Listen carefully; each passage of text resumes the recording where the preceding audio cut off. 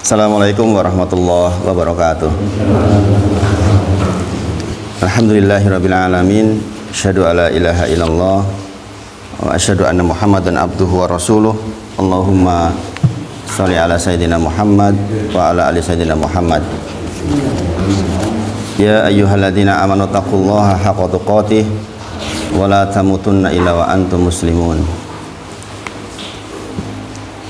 Subhanaka la ilma lana illa ma 'allamtana innaka antal alimul hakim.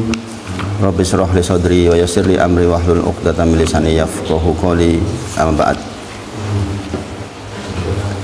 Bersyukur kita kepada Allah atas nikmatnya Allah berikan kepada kita. Semoga kita diberi taufik agar setiap nikmat menjadi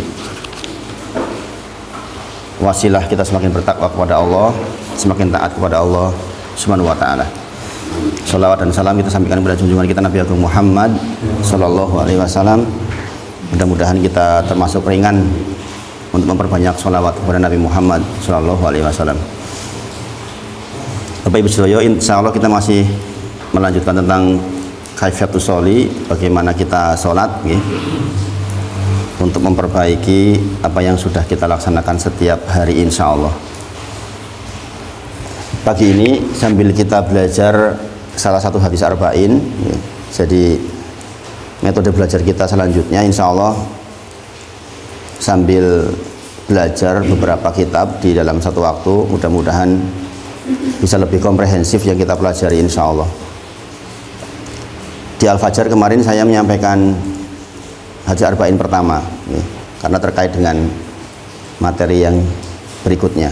Nah, ini saya ambilkan hadis arba'in yang kelima, hadis arba'in yang kelima, karena kita sedang membahas tentang tata cara sholat. Hadis ini berlaku umum insya Allah untuk seluruh kegiatan ibadah kita. Hadisnya dari Aisyah radhiyallahu anha. An Aisyata radhiyallahu anha qalat, dari Aisyah radhiyallahu anha, dia berkata, qala Rasulullah sallallahu alaihi wasallam, bersabda Nabi Muhammad sallallahu alaihi wasallam. Ini hadisnya sangat populer, hadis yang sangat populer dan semestinya kita sangat mengenalinya insya Allah. Man ahdasa fi amrina hadza, barang siapa yang mengada-adakan sesuatu yang baru di dalam agama, laisa minhu fahuwa raddun, yang tidak ada perintahnya maka tertolak. Sudah sering dengar ini toh? Rawahu Bukhariyu wa Muslim wa fi riwayati li Muslim, yang tadi diriwayatkan di Bukhari dan Muslim. Di dalam riwayat Muslim redaksinya adalah man amila amalan laisa alaihi amruna fahuwa raddun, barang siapa yang mengamalkan sesuatu dalam agama yang tidak ada perintahnya dari kami maka ia tertolak. Sudah sering dengar ini enggak? Sering dengar. Ini yang sering jadi masalah di masyarakat, persoalan bid'ah. Ini hadisnya, ini salah satunya. Jadi memang menerangkan hadis ini memang tidak mudah, karena terkait dengan amalan-amalan yang dilakukan oleh golongan-golongan tertentu. Nah, tujuan kita mempelajari bukan untuk mengolok-olok, bukan untuk membid'ah-bid'ahkan. Kita sekali lagi tujuan belajarnya adalah menghilangkan kejahilan kita. Kita dalam rangka menghilangkan ketidaktahuan kita. Jadi tidak perlu kita sampai mengolok-olok yang lain jikalau ada sesuatu yang berbeda. Di dalam syarahnya disampaikan hadis ini menjelaskan tentang salah satu syarat diterimanya amal.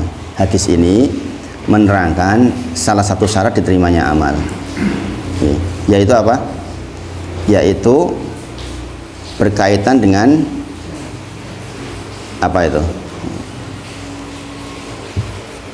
Hadis ini menjelaskan tentang salah satu syarat diterimanya amal. Syarat diterimanya amal itu ada berapa? Dua, yaitu apa? Ikhlas karena Allah Subhanahu wa taala. Yang kedua, tata caranya benar sesuai dengan yang dituntunkan. Amalan tersebut harus sesuai syariat dan syarat. Ini berkaitan dengan amalan zahir. Jadi maksudnya seseorang beribadah hanya diperuntukkan kepada Allah semata, bukan untuk mencari pujian, sanjungan, pengakuan atau yang lainnya. Allah berfirman, "Wa ma umiru illa liya'budullaha mukhlishina lahuddin." Dan tidaklah mereka diperintahkan kecuali hanya untuk menyembah kepada Allah semata dengan ikhlas. Jadi syarat diterimanya amal yang pertama adalah ikhlas. Adapun yang kedua harus sesuai dengan tata cara yang disampaikan oleh Nabi Muhammad Shallallahu Alaihi Wasallam. Dan hadis ini terkait dengan bagian kedua ini, bahwa amalan dohir kita itu harus sesuai dengan yang Rasulullah contohkan, tak terkecuali juga sholat kita. Berarti kan, kenapa saya sampaikan hadis ini dulu, karena berarti sholat kita juga sebagaimana Rasulullah bersabda, "Shollu, sholatlah kama sebagaimana ro'aitumuni, engkau melihatku sholat." Kan gitu, sholat sebagaimana engkau melihat aku sholat. Kita kan nggak melihat Rasulullah, maka kita melihatnya dalil pembimbingnya. Nah, selain hadis ini, sesungguhnya ada hadis semisal yang semisal dengan hadis ini. Maka membahas hadis ini tidak mungkin lepas dari hadis dari Jabir bin Abdullah radhiyallahu anhu. Ini juga sering dibacakan oleh para dai untuk menjadi muqaddimah di dalam ceramah-ceramah. Saya termasuk yang jarang pakai karena tidak pakai saja, kadang-kadang ada yang menganggap itu salafi itu wahabi, apalagi kalau pakai. Jadi kadang-kadang masyarakat kita itu suka dalam tanda kutip latah gitu, pokoknya sing ceramah awalannya nganggo hadis itu mesti wahabi gitu. Ini kan jadi masalah. Saya termasuk orang yang di dalam dakwah itu soft gitu. Saya dalam dakwah itu tidak frontal, soft. Kalau bisa dikompromikan dulu lah gitu. Kalau memang tidak bisa ya sudah, mau bagaimana lagi. Kata Rasulullah, fa inna khairul hadisi kitabullah. Sesungguhnya sebaik-baik ucapan adalah kitabullah, Al-Quran maksudnya. Sesungguhnya sebaik-baik ucapan adalah kitabullah. Wa khairul huda, dan sebaik-baik petunjuk huda Muhammadin sallallahu alaihi wasallam, dan sebaik-baik petunjuk adalah petunjuk Nabi Muhammad sallallahu alaihi wasallam. Ini kan jelas banget ya awalannya gitu. Arahnya kemana gitu. Wa syarrul umuri muhdatsatuha, wa kullu muhdatsatin bid'ah, wa kullu bid'atin dolalah. Nah, ini kan medeni banget bagi sebagian orang. Iki urung apa-apa wis bid'ah gitu. Ini padahal membacakan hadisnya Rasulullah Muhammad sallallahu alaihi wasallam. Ada beberapa redaksi sebenarnya gitu. Ada beberapa redaksi. Wa syarrul umuri muhdatsatuha wa kullu bid'atin dolalah, ada yang seperti itu. Nah, ini sekali lagi kita membaca dalil bukan dalam rangka untuk menghukumi orang-orang. Jangan kemudian kita menuduh orang bid'ah dan bid'ah gitu, karena ini jadi masalah di masyarakat. Ini sekali lagi untuk kepentingan pengetahuan kita, kita praktekkan. Juga hadis dari Irbad bin Sariyah, ini juga semisal nih. Kata Rasulullah, fa innahu, sesungguhnya man siapapun ya'is minkum ba'di, hidup setelahku, siapapun yang hidup setelah sepeninggalnya Nabi Muhammad SAW, maka fasayaroh ikhtilafan katsira, akan mendapati ikhtilafan katsira, akan mendapati apa itu, perselisihan yang banyak. Rasulullah sudah kasih keterangan memang dari awal. Siapapun yang hidup setelahku sepeninggalnya Nabi Muhammad SAW, maka akan menemui perselisihan yang banyak. Zaman sekarang banyak banget, guys. Sekarang aja udah banyak banget sekarang. Banyak sekali. Banyak sekali. Maka kemudian Rasulullah menyampaikan, dikasih solusi. Kalau situasinya begitu, itu bagaimana? Rasulullah kasih solusi. Fa'alaikum bisunnati. Maka engkau berpegang teguhlah dengan sunnahku. Wa sunnati khulafa'ur rasyidin, dan sunnahnya para khulafa'ur rasyidin. Berarti kalau sunnahnya dari khulafa'ur rasyidin juga termasuk dipakai nggih. Kalau ada sunnahnya dari Abu Bakar, Umar, Utsman, Ali radhiyallahu anhum ajma'in, itu dipakai. Karena Rasulullah sendiri yang perintahkan nggih. Fa'alaikum bisunnati, maka berpegang teguhlah terhadap sunnahku dan sunnahnya khulafa'ur rasyidin yang mendapatkan hidayah. Di dalam teks hadisnya itu wasunnati khulafa'il mahdiyina rasyidin, gitu bahasanya. Jadi sunnahnya khulafa'ur rasyidin yang mendapatkan hidayah. Kemudian Rasulullah juga mengingatkan, tamassakum biha, peganglah erat-erat itu. Ini sunnah itu. Kemudian wa'addu alaiha binawajid, istilahnya apa? Gigitlah dengan gigi geraham kalian. Itu istilahnya berarti kan abot banget itu. Ketika terjadi perselisihan banyak, kita disuruh berpegang teguh kepada sunnahnya Nabi Muhammad, sunnahnya khulafa'ur rasyidin. Kemudian berpegang teguhlah dengan sunnah itu. Gigitlah dengan gigi geraham kalian. Maksudnya saking pada waktu itu tuh memang melaksanakan sunnah itu ya abot tenan. Ya kan, sekarang orang melaksanakan sunnah kadang-kadang dikatakan aneh, dikatakan aliran tidak jelas. Makanya saya ceritakan jenengan, di salah satu masjid saya dihentikan ceramah gara-gara dianggap ada isu katanya saya Wahabi, saya MTA, saya Salafi, gitu. Sampai begitu, saya terjadi seperti itu. Datang kemudian suatu ketika salah seorang jamaah pas mampir di masjid tempat sholat yang Pak Eko sholat di sana, Pak. Saya nggak tahu kalau itu jamaah masjid tempat saya dulu ngajar gitu. Ustadz, kok jenengan berhenti dari sana gitu? Lah, saya memang dihentikan sama panitianya. Gitu. Loh, kita jamaah nggak tahu. Kita tuh justru maunya yang model jenengan. Gitu. Jadi panitianya ternyata diprovokasi oleh satu orang saja sebenarnya. Itu tuh loh, itu Wahabi itu. Gitu. Nah, ini terjadi.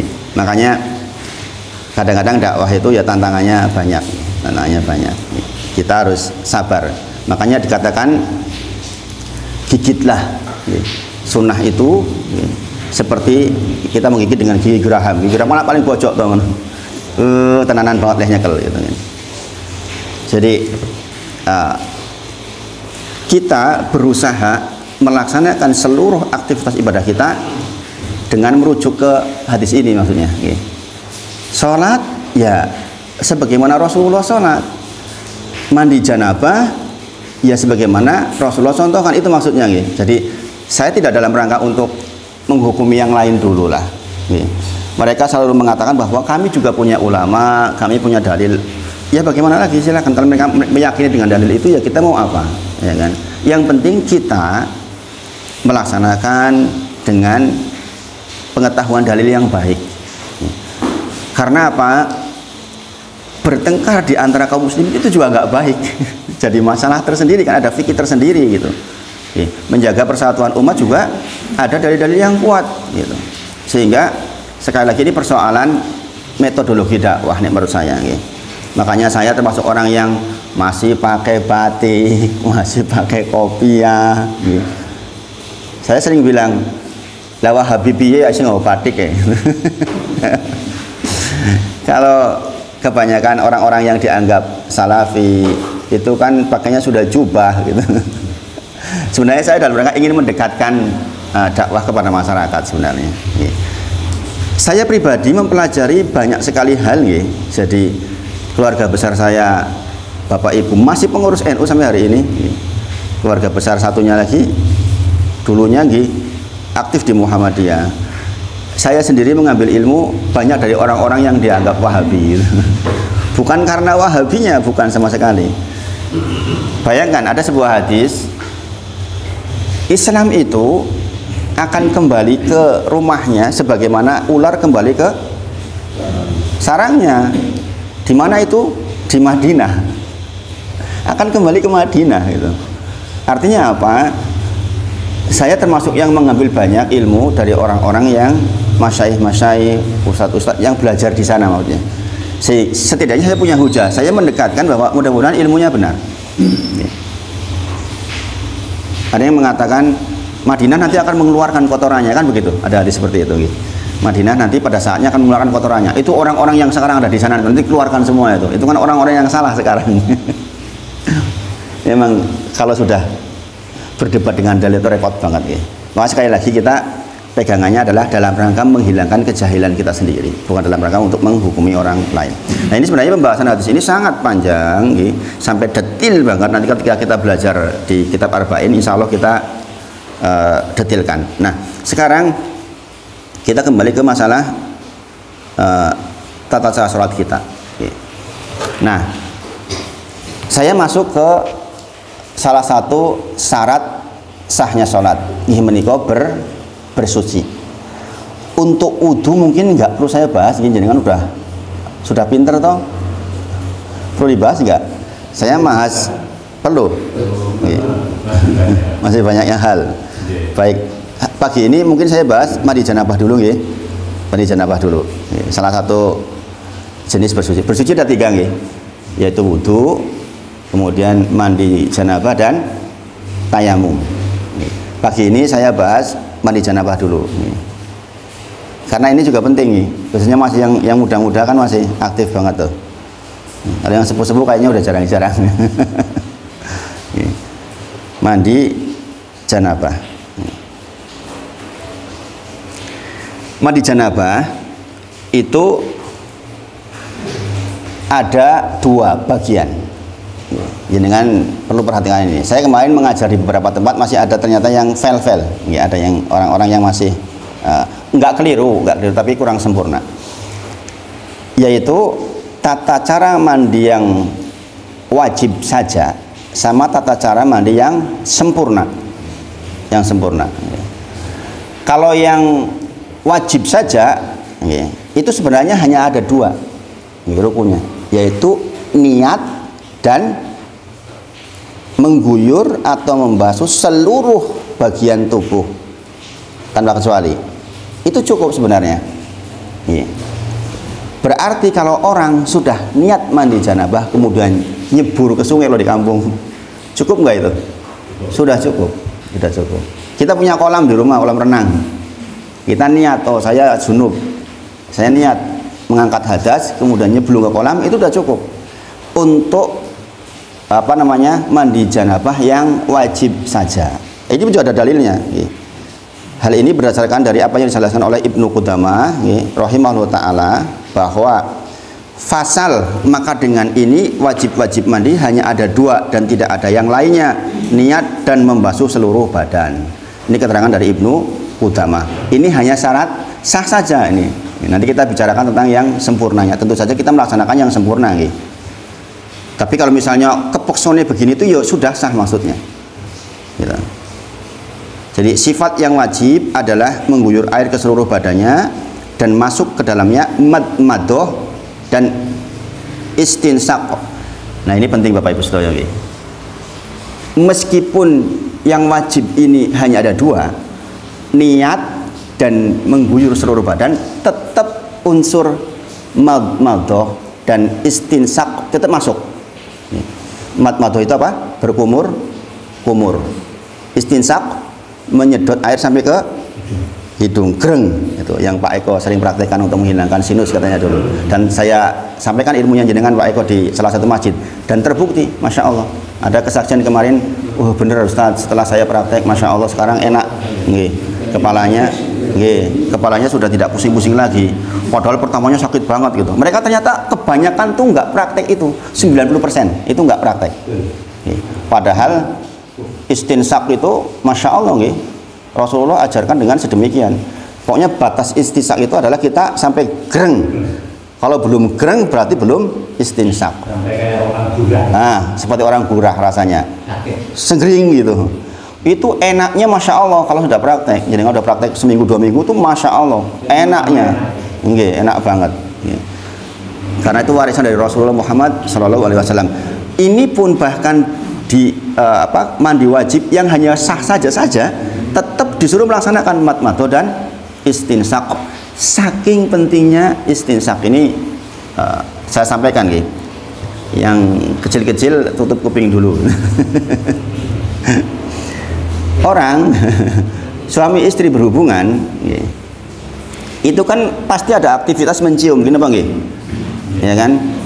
Mohon maaf misalnya kemudian istrinya kemudian pas kotor, maksudnya kotor itu dia malas adus misalnya, pastilah di kulitnya ada hal-hal yang kotor. Kalau kita mendekat ke kulitnya bisa jadi kan kesedot tuh.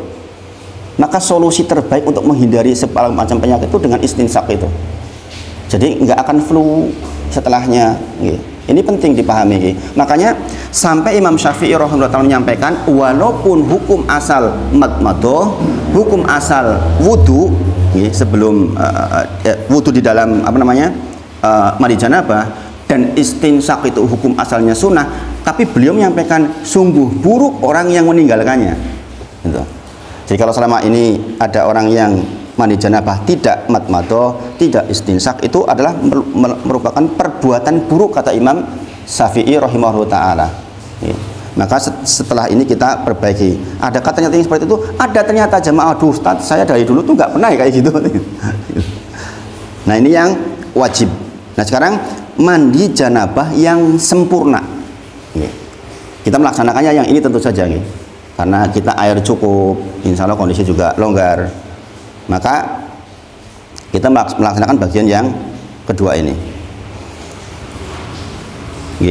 Ada setidaknya 2 hadis utama terkait dengan mandi janabah, yaitu hadis dari Aisyah radhiyallahu anha dan hadis dari Maimunah radhiyallahu anha.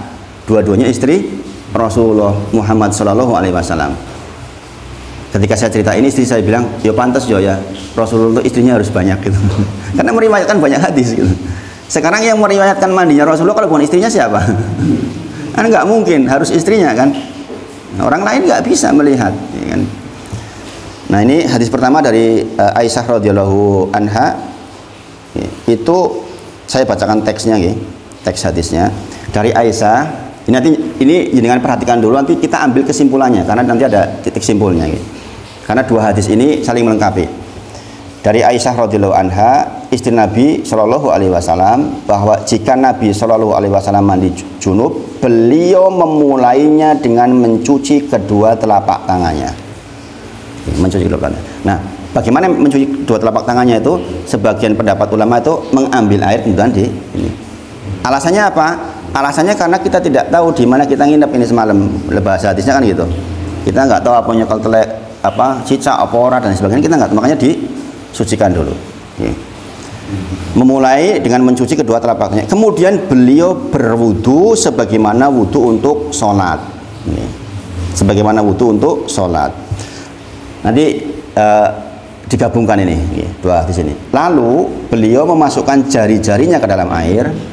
Masukkan jari-jarinya ke dalam air, ke dalam bejana, lalu menggosokkannya ke kulit kepalanya, digosokkan ke kulit kepalanya. Kemudian menyiramkan air ke atas kepalanya dengan cidukan kedua telapak tangannya sebanyak 3 kali. Yur. Kemudian beliau mengguyurkan air ke seluruh badannya. Sudah begitu tok itu. Keterangan dari Aisyah radhiyallahu anha gitu tok. Maka kemudian ada hadis yang kedua, kan nggak ada keterangan mencuci kemaluan tuh, ya kan? Di hadis Maimunah diterangkan, maka nanti digabungkan 2 hadis ini. Dari Ibnu Abbas, bahwa Maimunah radhiyallahu anha mengatakan, aku pernah menyediakan air mandi untuk Rasulullah Shallallahu alaihi wasallam. Siapa yang menyediakan? Maimunah, istrinya. Lalu beliau menuangkan air pada kedua tangannya. Nah, ini menuangkan air kepada dua tangannya. Nih.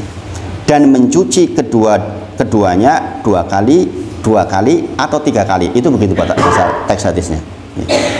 Jadi mengambil, menuangkan, nih. Kalau zaman sekarang ini pakai ciduk nih mungkin, supaya tidak kotor. Maksudnya ini kan supaya tidak kotor sumbernya itu. Nah, saya ini nggak keran, gampang banget toh, lebih mudah. Ini praktek sesuai teks hadisnya dulu. Lalu beliau menuangkan air dengan tangan kanannya ke tangan kirinya. Ini penting bagian ini. Apa? Menuangkan air dari tangan kanannya ke tangan kirinya. Kenapa begitu? Karena hendak mencuci kemaluannya. Ini dalil mengapa mencuci kemaluan harus pakai tangan kiri, nggak boleh tangan kanan. Sekali lagi bagian ini penting. Lalu Rasulullah mengambil air dengan tangan kanannya, diletakkan di tangan kirinya, baru kemudian mencuci kemaluannya. Dan ini juga berlaku dengan kita sekarang. Walaupun kita pakai keran kan juga nggak bisa, masa harus diacung-acung ke keran kan ya wagu, ya kan? Maka diambil kemudian dibasuh gitu. Ini bukan cerita porno, ini cerita tentang kaifiah mandi janabah. Kemudian beliau mencuci kemaluannya. Setelah itu beliau menggosokkan tangannya ke tanah zaman dulu. Untuk dalam rangka apa? Untuk mengambil soid. Soid itu debu. Ini saiki ora kaya ngono kuwi, sebab apa? Sudah ada sabun. Nggih. Di dalam pengembangan hadis dikatakan ke tanah, atau kalau sekarang itu ke tembok. Tembok zaman saiki malah kotor. Oke, telek gitu kadang-kadang. Maka sudah digantikan dengan sabun. Sekali lagi bagian ini digantikan sabun. Sangat hati-hatinya Rasulullah setelah mencuci kemaluan itu membersihkan dengan penyucian pakai tanah. Itu kan berarti luar biasa nih. Zaman sekarang ya pakai sabun. Jadi setelah mencuci kemaluan pakai sabun. Ini tadi mencuci kemaluan berarti belum pakai sabun toh? Belum pakai sabun kalau keterangan ini. Tapi Rasulullah mensucikan dengan soid, dengan meletakkan di tanah.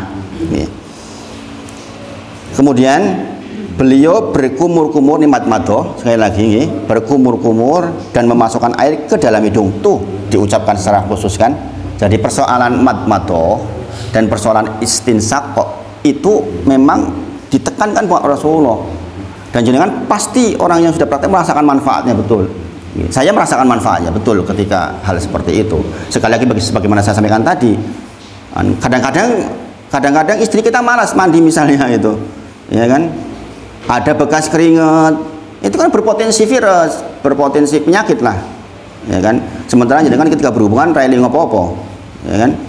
Kan jadi masalah masuk seluruh ke hidung kita. Ya terus cara bersihnya gimana? Cara wong non Islam mungkin diurak-urak, nah, kita cukup dengan istinsak, masya Allah. Ya, jadi berkumur-kumur dan memasukkan air ke dalam hidung itu, ingat-ingat bagian itu jangan sampai ditinggal. Wong yang tadi hanya syarat wajib saja tidak ditinggal, apalagi ini yang sempurna. Lalu beliau membasuh muka dan kedua tangannya. Ini beda dengan tadi. Lalu beliau membasuh muka dan kedua tangannya. Nah, ini digabungkan nanti dengan model setelah itu hadisnya Aisyah radhiyallahu anha dipakai di sini, mulai berwudu. Makanya ada yang mengatakan wudu dari awal, ada yang wudu dari posisi ini. Itu. Kalau teks hadisnya Aisyah radhiyallahu anha kan wudu dulu tuh, gitu. Setelah berani kemudian wudu. Kemudian beliau membasuh kepalanya 3 kali dan mengguyur seluruh badannya. Kemudian beliau membasuh kepalanya 3 kali, dan mengguyur seluruh badannya. Bagian kanan dulu, baru kemudian yang sebelah kiri. Selanjutnya beliau, nah ini penting, selanjutnya beliau bergeser posisi kakinya untuk mencuci kedua kakinya. Jadi setelah selesai mengguyur, kemudian beliau pindah ke tempat menggeser. Mungkin ya saya tidak tahu ya, ini zaman dulu bagaimana. Mungkin kalau sekarang mungkin siapa tahu ada yang menggenang di situ air. Kadang-kadang air kamar mandi kan sok mampet toh itu, ya kan? Geser, kemudian disucikan kembali untuk kakinya. Nah itu. Nah itu 2 hadis yang utama terkait dengan mandi janabah. Di dalam riwayat lain, Rasulullah SAW berwudu seperti wudu beliau untuk sholat tanpa membasuh kedua kakinya. Dalam riwayat lain, Rasulullah berwudu sebagaimana wudu mau sholat tanpa membasuh kakinya pada saat yang tadi itu, di tengah-tengah tadi itu. Kemudian beliau mengguyurkan air ke badan beliau, kemudian memindahkan kedua kaki beliau, lalu membasuh keduanya. Inilah cara mandi beliau ketika janabah. Nah ini riwayat lain begitu. Nah sekarang kita simpulkan tata caranya. Dalilnya kita 2 hadis itu, Dalilnya kita dua hadis itu. Nah, ulama sudah membantu menyimpulkan tata caranya. Nek dengan menerjemahkan jadi kadang-kadang sok bingung. Dari hadisnya Aisyah radhiyallahu anha, maka wudu habis nyuci dengan wudu kan. Saya termasuk yang dari dulu awal prakteknya sering wudu dulu saya dulu. Karena milih simpel, tetapi sesungguhnya tata cara yang lebih sempurna itu mengikuti tata cara yang berikut ini insyaallah. Ingat, kalaupun tidak melakukan ini semua, niat dan gebiru sah, sudah sah. Kalau jangan kembali ke belakang mungkin belum sesuai dengan ini, jangan sudah sah sepanjang sudah gebiru seluruhnya. Yang saya pahami di masyarakat yang masih ketinggalan itu madmadah dan istinsak. Ketika saya tanyakan kepada jamaah di beberapa masjid itu, enggak saya selama ini ya cuma ini gebiru aja gitu. Kadang ya wudu, kadang ora gitu. Tapi madmadah istinsak itu enggak gitu. Nah, maka di sini dikatakan pentingnya istinsak. Jadi yang pertama, jangan lupa niat, niat. Niat itu Bapak Ibu sedaya membedakan antara itu ibadah atau bukan.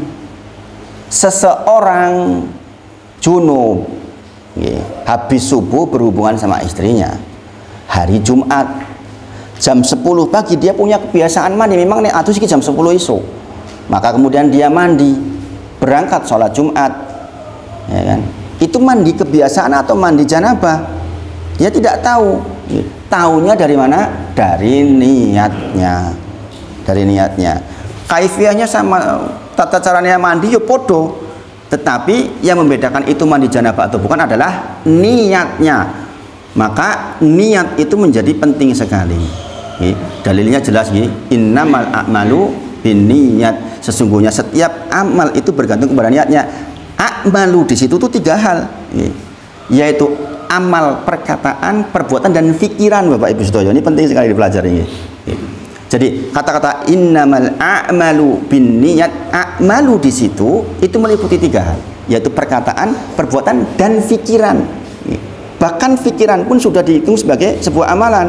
Ini dalilnya banyak di dalam surah Al-Mudaththir tentang beberapa kisah. Bagaimana orang yang mencurahkan pikirannya untuk menghujat Al-Quran itu dikasih dosa oleh Allah. Sedemikian juga ketika orang berniat untuk melakukan sebuah amalan, kok tidak falyamalha, kemudian dia tidak mengamalkannya, maka tetap ditulis satu kebaikan kamilah, ditulis satu kebaikan sempurna. Maka niat ini menjadi penting. Sekali lagi, fungsi niat itu membedakan itu mandi janabah atau bukan. Janabah atau bukan itu dari niatnya. Kemudian niat juga membedakan antara satu ibadah dengan ibadah lainnya. Sebagaimana saya sampaikan kemarin, podo-podo sholat 2 rakaat, wis sholat subuh apa sholat qobliyah, tergantung nih niatnya. Yang ketiga, fungsi niat adalah orientasi kegiatannya untuk apa? Untuk Allah atau untuk riya? Untuk Allah atau untuk duniawi? Itu tergantung pada niatnya. Maka ingatlah, fungsi niat ini ada 3. Maka di dalam mandi janabah pun niat itu menjadi rukun, baik yang sempurna maupun yang hanya wajib saja. Jadi menetapkan niat. Dan ini salah satu syarat sebagaimana yang telah lalu pembahasannya dalam bab wudu, dan niat juga yang membedakan antara mandi biasa dengan mandi untuk menghilangkan hadas. Berkata Ibnu Hajar rahimahullah ta'ala, dan hakikat dari mandi junub adalah mencuci seluruh anggota tubuh dengan membedakan mandi yang untuk ibadah dengan mandi biasa dengan niat. Sekali lagi, menetapkan niat. Ini penting sekali. Makanya hadis niat itu di banyak kitab diletakkan di bagian pertama. Istri saya sampai sekarang masih belajar niat. Jadi tidaklah ada sesuatu yang lebih berat kita jagain di dalam diri ini dibandingkan niat. Karena niat itu selalu berbolak-balik. Maka Rasulullah doanya apa? Ya muqallibal qulub, tsabit qalbi ala dini. Orang sholat Allahu Akbar sudah niat karena Allah, tahu-tahu di tengah-tengah berubah lagi. Orang haji, umroh, niat karena Allah, bener kaifiahnya, nganti rampung. Pulang cerita, aku ini baru umroh, aku umroh, aku ping telu. Jadi masalah. Atau misalnya zaman sekarang umroh, haji, bisa nggak tahan diri, nggak usah pakai foto-foto, bisa nggak zaman sekarang? Bisa nggak coba? Saya mudah-mudahan nanti kalau dikasih rezeki oleh Allah mudah-mudahan bisa. Nah esok nggak ada data satupun kita di sana gitu, sehingga nggak perlu cerita gitu.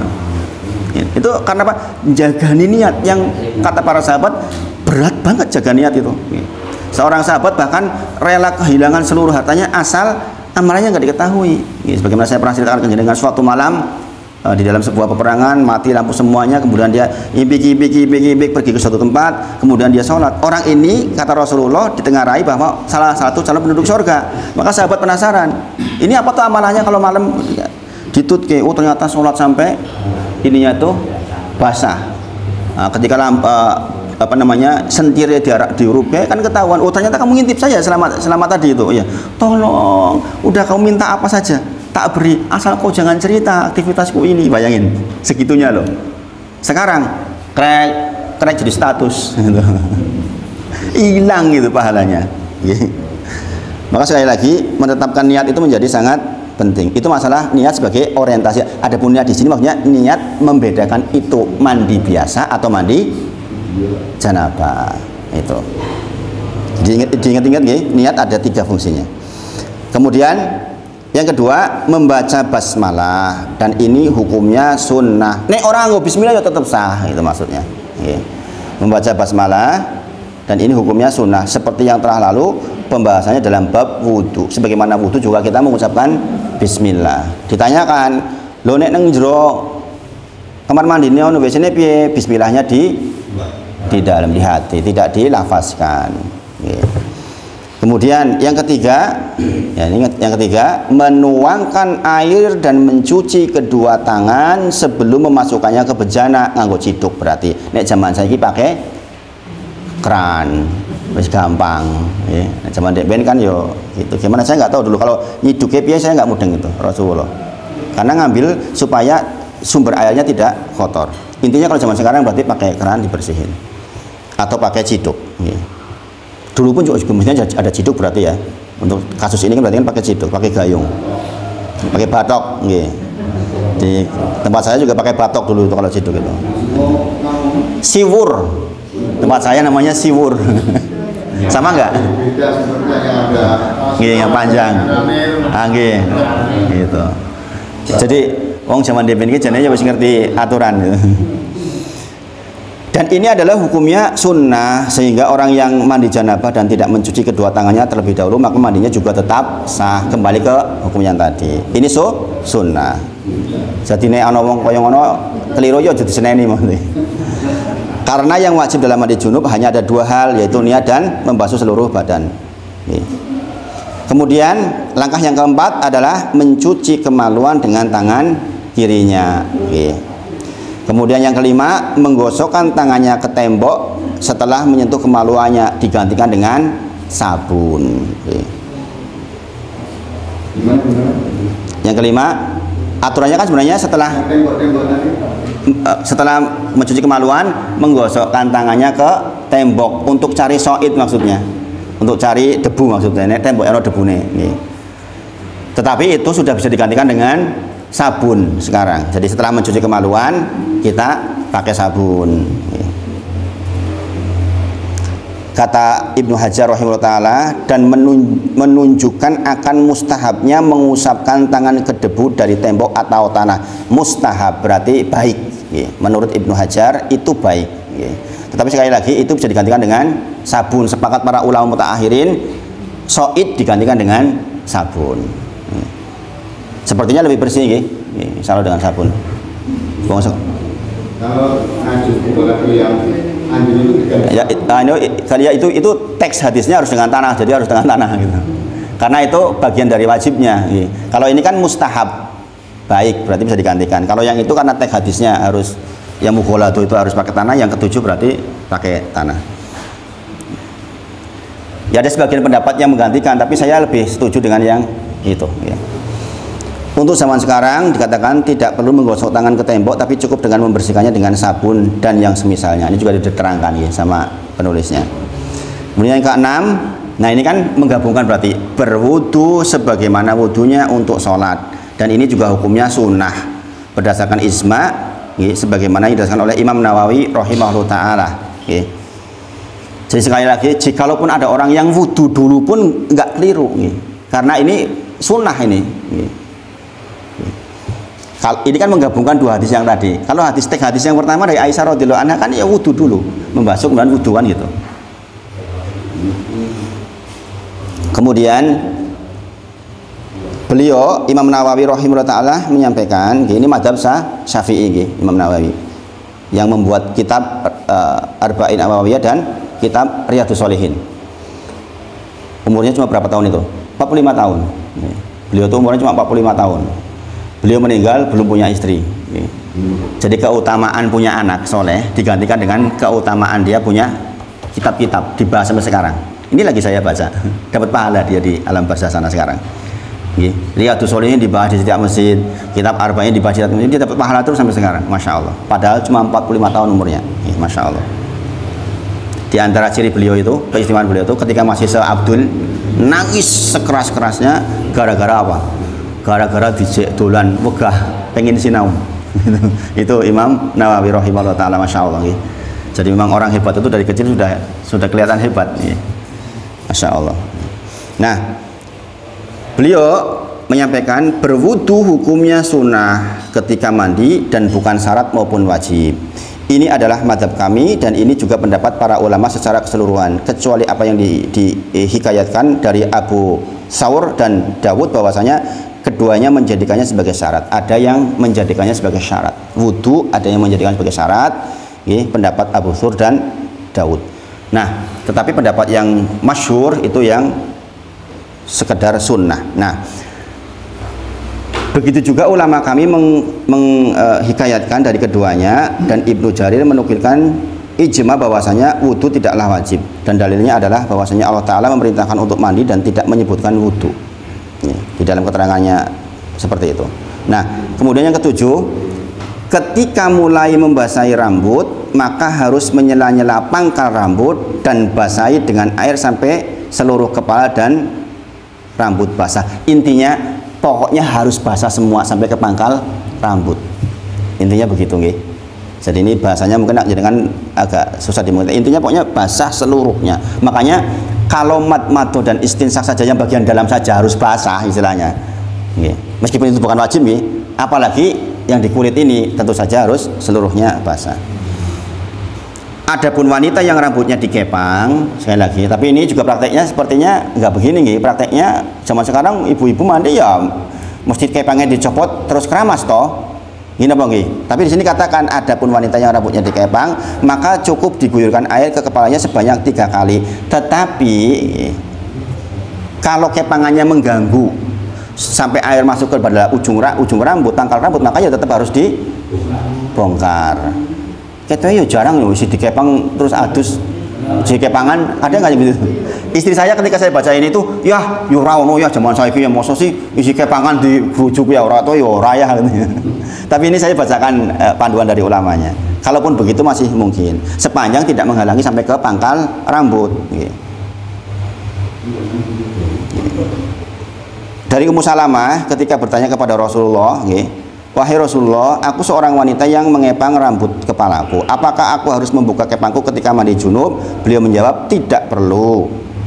Cukuplah kamu mengguyur air pada kepalamu 3 kali. Kemudian guyurlah bagian tubuh yang lainnya dengan air. Maka kamu telah suci. Namun, jika ia membuka kepangnya, maka itu lebih baik berdasarkan sabda Nabi yang lain. Jadi ini sabda Nabi yang satu, ini yang lain. Makanya kita mentarjih dalam hal ini kan, mengambil yang kuat. Kata Rasulullah, bukalah kepangmu dan bersisirlah. Namun jika kepangnya ternyata menghalangi air bisa sampai ke kulit kepalanya, maka wajib untuk membuka kepangnya sebagaimana saya sampaikan tadi. Intinya pokoknya kudu basah kabeh sampai ke pangkal rambut. Kemudian yang ke-8, siram kepala 3 kali, yaitu sebagian di sebelah kepala kanan, sebagian di sebelah kepala kiri. Kanan dulu baru kiri, dan sebagian di tengah kepala. Lalu lanjutkan dengan menyiram seluruh anggota badan. Prosesnya seperti itu, nggih. Sebelah kanan, sebelah kiri, tengah, baru kemudian seluruh badan. Lalu menyela-nyela jari ke seluruh kulit kepala. Yang ke-9, mengguyur air ke seluruh badan dan disunahkan mendahulukan anggota badan yang kanan. Selanjutnya sebelah sini, misalnya tangannya kanan dulu, seluruhnya seperti ini. Prosesnya sebelah kanan dulu. Ini juga berdasarkan hadis yang diriwayatkan oleh Aisyah radhiyallahu anha. Ia berkata, Nabi Shallallahu Alaihi Wasallam biasa mendahulukan yang kanan ketika memakai sandal, ketika bersisir, ketika bersuci, dan dalam setiap perkara yang baik-baik. Intinya itu sunnah Nabi Muhammad Shallallahu Alaihi Wasallam terkait dengan mendahulukan yang kanan sebelum yang kiri. Yang ke-10 yang terakhir, berpindah tempat kemudian mencuci kedua kaki. Ini berdasarkan hadis dari Maimunah di atas tadi. Oke. Jadi berpindah tempat itu maksudnya cari tempat yang bayangan saya ya sing orang ngembeng lah gitu. Yang intinya keluar dari kamar mandi itu ya sudah suci betul termasuk kaki kita. Nah itu proses mandi janabah kita. Nih, dari sekian banyak yang saya terangkan sebenarnya masyarakat sudah melakukan dengan sah insya Allah. Wong kalau niat dan guyur pun sudah sah. Tetapi yang ditekankan adalah masalah madmadoh dan istinsak. Karena di bagian yang wajib saja pun ternyata madmadoh istinsak itu sangat ditekan sampai Imam Syafi'i menyampaikan buruk orang yang tidak melakukan. Nih. Sampai di sini sangat dipahami toh? Sangat dipahami nggih? Monggo. Seandainya tidak menemukan air ada ganti kan? Kalau madmadoh istinsak itu ya harus pakai air. Berarti kalau tidak ada ya tidak bisa. Nih. Tapi di Indonesia ini kayaknya kasusnya sangat-sangat sulit terjadi. Salat tayamum itu kan harus benar-benar nggak ketemu air. Nggih. Jadi misalnya kayak saya kemarin, nggih, 4 hari nggak ada air, 5 hari. Ya masjid ada air. Saya kalau sudah cari nggak ketemu air baru tayamum. Dan tata tayamum nanti kita pelajari juga insya Allah. Meskipun jarang banget sih di Indonesia kita tayamum, nggih, jarang banget. Karena kayak, nggih, monggo. Kalau misalnya pakai koyo di lupa gitu ya. Lupa Dia mandi. Lupa ya, lecet gitu ya. Lupa pakai koyo kan berarti nggak basah kan? Nggih. Saya lebih memilih untuk mengulang menurut saya, nggih. Untuk hati-hati, nggih. Memang diangkat hukum dari 3 orang tidur, orang lupa, orang pingsan, ya kan. Jadi kan termasuk yang 5, tapi saya lebih memilih kehati-hatian lah. Nggih, lebih memilih kehati-hatian. Sebagaimana misalnya ini, nggih. Bagaimana jikalau ketika lagi mandi janabah jenengan pipis, pernah nggak? Lagi gebyur-gebyur keluar pipis, pernah? Atau kentut, dan misalnya. Bagaimana? Saya termasuk yang hati-hati. Saya setelah melaksanakan mandi janabah wudu lagi. Nah sekarang kita lihat beberapa permasalahan yang mungkin timbul. Apakah orang yang sudah mandi janabah untuk sholat butuh wudu lagi? Butuh nggak? Hukum asalnya tidak butuh, karena mandi sudah lebih dari wudu. Maka kalau jenengan sudah mandi janabah, tidak perlu wudu lagi untuk melaksanakan sholat. Tetapi sekali lagi, kalau jenengan kok pipis di tengah-tengah, meskipun banyak pendapat ulama yang mengatakan itu bagian dari proses pembersihan, nggak masalah. Tapi saya termasuk yang hati-hati, saya wudu lagi lah, apalah sulitnya gitu. Karena kehati-hatian, gitu. Sekali lagi, ada pendapat ulama yang menyampaikan bahwa itu bagian dari proses, sehingga nggak masalah. Mau kentut lah, mau pipis lah, itu sepanjang masih di dalam proses mandi janabah ketika gebyur, itu maka dikatakan tidak masalah. Tetapi sekali lagi, saya memilih hati-hati. Zaman saya ini gampang keran yo kayaknya nyanding toh, wis rampung terus kita setelah mencuci kaki kemudian kita wudu lagi juga kan tidak memberatkan insya Allah. Kemudian beberapa permasalahan yang lain diantaranya adalah ini juga sering ditanyakan, apakah berkumur wajib ketika mandi junub? Hukumnya tadi apa? Sunnah. Wudu, madmadoh, istinsak adalah sunnah-sunnah mandi junub. Maka jika seseorang meninggalkan 3 perkara tersebut, maka mandinya sah. Berkata Imam Syafi'i rahimahullah ta'ala dalam kitab Al-Mukhtasar, jika seseorang meninggalkan wudu, madmadoh, dan istinsak, maka dia telah melakukan perbuatan buruk. Ini yang saya katakan tadi. Seseorang yang meninggalkan ketiganya itu melakukan hal yang buruk. Kemudian hukum menggosokkan tangan seluruh badan. Apa hukumnya? Tadi kan disuruh menggosokkan ke seluruh badan. Hukumnya juga yang menjadi pertanyaan ketika seseorang mandi wajib adalah apakah wajib baginya untuk menggosokkan tangannya ke seluruh badannya atau cukup mengguyurkan air ke seluruh badannya. Maka menggosokkan tangan ke seluruh badan ketika mandi tidaklah wajib, karena yang wajib adalah mengalirnya air ke seluruh badan. Berkata Ibnu Qudamah, dan tidak wajib baginya untuk mengusap ke seluruh badannya ketika mandi dan wudu jika ia telah yakin bahwa airnya telah sampai ke seluruh tubuhnya. Intinya air telah sampai ke seluruh tubuhnya. Nggih. Nek wajib hukumnya ya repot juga nggih. Bagian belakang punggung piye? Ora tekan awake dhewe kan. Kalau wajib hukumnya untuk seluruh badan, ini kan katakannya pertanyaannya wajibkah menggosokkan ke seluruh badan, maka hukum asalnya sunnah, yang wajib adalah mengalirkan ke seluruh badan gitu. Jadi agama itu insya Allah meringankan. Ini juga di sini tanyakan yang tadi, ketika sudah mandi wajib kemudian datang waktu sholat, apakah wajib berwudu? Jawabannya tidak. Nah ini seperti ini yang disampaikan untuk terkait mandi janabah.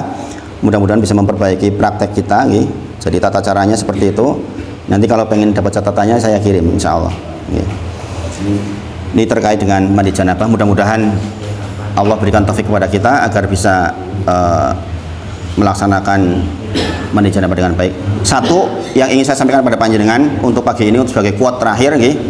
Nanti kita akan mempelajari berikutnya adalah tentang bab niat dan tentang takbiratul ihram. Sekarang saya tanya terakhir, takbiratul ihram itu apa? Rukun, sunnah, wajib, rukun. Takbiratul ihram itu apa itu? Ucapannya atau mengangkat tangannya? Ucapannya. Mengangkat tangannya hukumnya apa? Sunnah. Jadi yang rukun adalah ucapan Allahu Akbar. Sekarang saya tanyakan jenengan, apa arti ihram? Ihram artinya apa? Takbiratul ihram. Ihram artinya apa? Ini penting ini untuk pengingat buat jenengan. Ihram artinya mengharamkan. Berarti takbiratul ihram adalah takbir yang mengharamkan. Mengharamkan apa? Maune entuk tengok-tengok, sekarang nggak boleh lagi tengok-tengok. Tadinya boleh lihat ke atas, begitu takbiratul ihram nggak boleh. Tadinya boleh ngobrol dengan tetangga, sekarang sudah nggak boleh. Bapak Ibu sedaya, memahami takbiratul ihram ini kalau benar jenengan sholatnya insya Allah khusyuk, jenengan akan ridho banget. Oh iya, sekarang saya sudah diharamkan melakukan segala sesuatu, mikir sing ora-ora, mikir ke sing werno-werno, kemudian tengok-tengok, gerak-gerak ini tuh yang nggak perlu, sudah haram semua itu. Sekarang saya takbiratul Allahu Akbar. Kapan dihalalkan lagi? Wa tahliluha bi taslim, dengan salam yang pertama. Ya kan? Menjadi boleh ngomong lagi, menjadi boleh tengok-tengok lagi dengan rukun yang terakhir yaitu salam. Orang yang paham ini dia akan itu, ya Allah, saya itu ngadep panjenengan ki mung sedilit mulai takbiratul ihram sampai salam. Lah kok nganti ora kusuk ya kebangetan. Sangat dipahami.